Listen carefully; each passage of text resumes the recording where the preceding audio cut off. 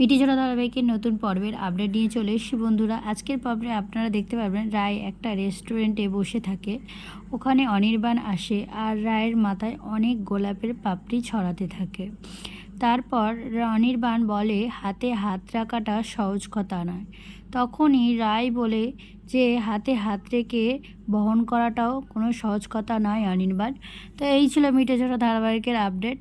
মিটিঝরা ধারাবাহিকের আপডেটের সাথে সাথে আমি আমার ডেইলি লাইফস্টাইল শেয়ার করি তোমাদের সাথে। যদি ভালো লাগে অবশ্যই ভিডিওটা কন্টিনিউ করে দেখতে থাকো।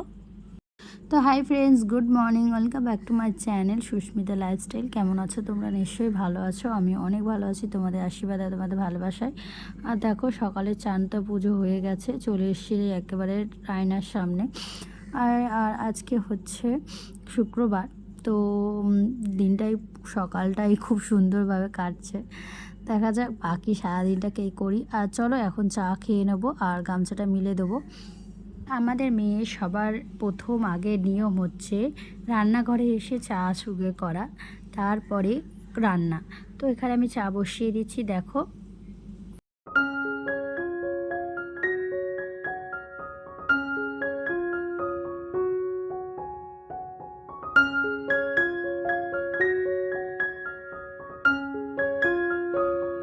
আর এদিকে দেখো তোমাদের দাদাভাই মাছ নিয়ে এসে, তো এখানে কাটাপোনা মাছ নিয়ে আসতে বলেছিলাম আজকে, কারণ সেরকম কিছু রান্না করব না। বললাম যে কাটাপোনায় মাছ নিয়ে আসতে। আর চলো তোমরা দেখতেই পাচ্ছ মাছটা খুব একটা বড় নয়, মাঝারি সাইজের। তো ওখান থেকে হাফ কেটে নিয়ে এসেছিলো। আর এদিকে আমার চা তো হয়ে গেছে দেখতে পাচ্ছ। চা আর আমি কালকে রুটি ছিল তো ভেজে নিয়েছি এখানে খাওয়ার জন্য। আর খেয়ে দিয়ে তারপরে একেবারে রান্নার দিকে যাব। তো চলো খেয়ে নিই। এখানে মাছের ঝোলটা হচ্ছে। আর তোমাদের দাদাভাই যেহেতু খেয়ে দিয়ে বেরোবে তাড়াহুড়ো করে তখন করতে শুরু করে দিয়েছি। আর এখানে দেখো পটলগুলোকে পেকে গেছিলো, তো পটলগুলোকে কেমন কেটেছি। আর এখানে হচ্ছে উচ্ছে আলু ভাজা করবো, তার জন্য আজকেও মেঘলা করে এসছে এখনো পর্যন্ত। আর তাড়াহুড়ো করছি কারণ তোমাদের দাদাভাই খেয়ে দিয়ে বেরোবে, সেই কারণের জন্য। আর তো সত্যি কথা বলতে সকাল থেকে সামনে আসার মতো পরিস্থিতি খুব কম ছিল। ফুচফুচ খুলে গেল তাড়াহুড়ো করে, খালি তোমাদেরকে গুড মর্নিংটা জানিয়েছি শুধু। তারপর খুব একটা আসতে পারিনি। আর পুচকুকে আজকে সামনে নিয়ে আসতে, কারণ ও সকাল থেকে আজকে সামনে যত পরীক্ষা আছে সেই কারণের জন্য কিছুই হচ্ছে না। তাড়াহুড়ো করে ওকে পড়ানো, ভিডিও আপলোড করব, এডিট করার মতো সময় আমার হচ্ছে না এখনও পর্যন্ত। তাই দুদিন ঠিকমতো ভিডিও দিতে পারছি না। তারপরে মানুষের ভিডিও দেখা, সেগুলোও তো করতে হচ্ছে, নেটের প্রবলেম হচ্ছে একটু। আর সেই কারণের জন্য একটু আপলোড করতেও দেরি হচ্ছে। আর চলো রান্নাবান্নার শাড়ি, এদিকের কাজকর্ম পড়ে আছে, রান্নাটা সেরে তারপরে এদিকের কাজ করব। আর দেখো বলতে বলতে বৃষ্টিও চলে এলো।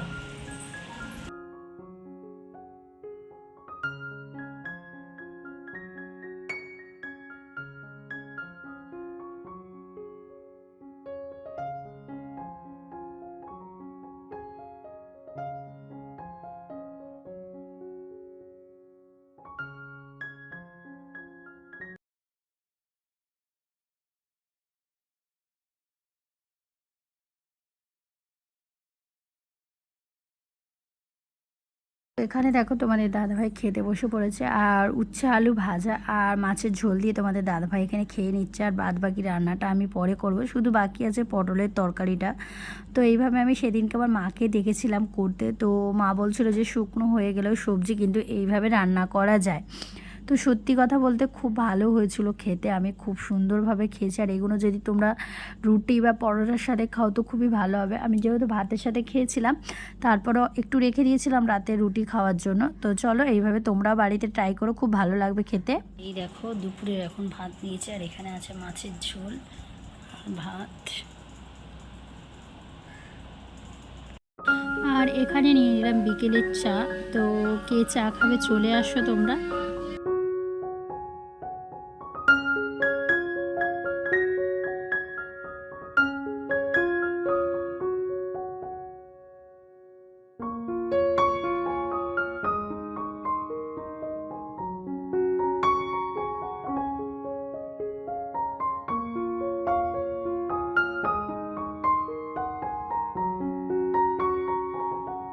আর এই দেখো চা আর সিঙ্গাড়া গরম গরম তোমাদের দাদা এখন কাজ থেকে আসার সময় নিয়ে আসলো।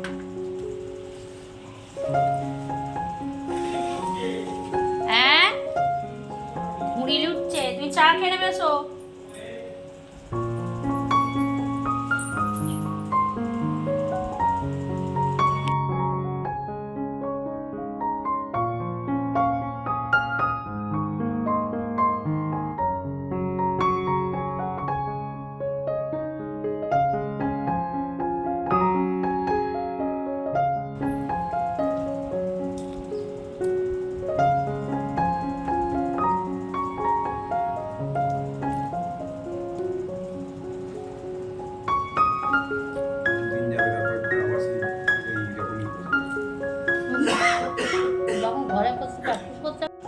তো এটা ছিল 22শে শ্রাবণে তোমাদের দুপুরবেলা।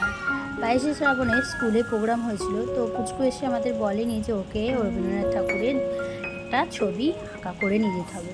তো স্কুলে সবাই নিয়ে গেছিলো আর ও এসে বাড়িতে খুব কান্নাকাটি করছিল। আর তোমাদের দাদাভাই এখানে ওর জন্য এটা বানাচ্ছিল। তো দেখো এখানে তোমাদের দাদাভাই বানাতে তো পারে, আমি তো জানতাম না, কিন্তু আঁকা শিখেছিল। তো আমি ওকে যেহেতু বলা হয়নি সেজন্য ও বানায়নি। আর তারপরে আমি বললাম বেশ ভালোই তো বানাচ্ছ। তো এটা ছিল 22শে শ্রাবণের ভিডিও। তো আমার যেহেতু আগের ভিডিওটা মানে ভিডিও আপলোড করা হয় না সেই কারণের জন্য। তো চলো বন্ধুরা, আর কেমন হচ্ছে তোমরা অবশ্যই কমেন্ট করে বলো। মোটামুটি দেখতে তো পাচ্ছ, তোমাদের ফাইনাল লুক দেখাতে পারিনি। আর চলো এই যে ছাদে যাও জামা কাপড় তুলতে, জামা কাপড় সব তুলি। আর আমাদের পুচকু এখন বাইরে খেলছে, ওকে ডাকলাম ও আসতেই চাইছে না, কারণ বাইরে খেলছে স্কুল থেকে এসে খাওয়া দাওয়া করে। আর বাইরে গেছে, আর বাইরে দেখো কি সুন্দর হাওয়া দিচ্ছে, মেঘলা মেঘলা আকাশ, হাওয়া দিচ্ছে আর চারিদিকে ঘুড়ি উঠছে। দেখো হাওয়াতে সব জামা কাপড় দেখো পড়ে গেছে এখানে ওখানে, সব এগুলোকে তুলতে হবে। তো চলো চটপট জামা কাপড়গুলোকে তুলে তো নিই, সব সব জড়ো হয়ে গেছে একদিকে।